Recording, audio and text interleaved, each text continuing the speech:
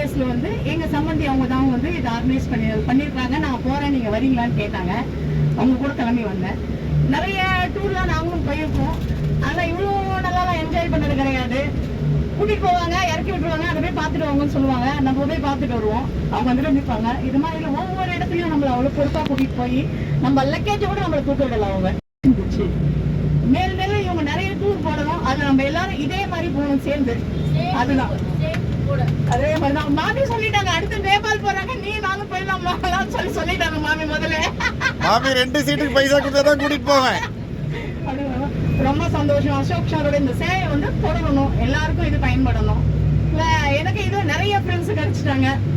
நான் பொதுவாகவே எல்லார்கிட்டையும் நல்லா பேசணும், பழகுவேன். இந்த பசங்களை பார்த்து ரொம்ப எனக்கு கார்த்திகேயன், என் பையன் பேரு கார்த்திகேயன், அவனை பார்த்தோன்னே நான் வந்து இருந்துச்சுங்க. பொதுவாக எதுவுமே குறை மாதிரி இல்லை. இல்லை ஒரு ஃபேமிலி கூட டிராவல் பண்ண மாதிரியே இருந்துச்சு. எனக்கு ஒரு டூர் வந்த மாதிரியே இல்லை.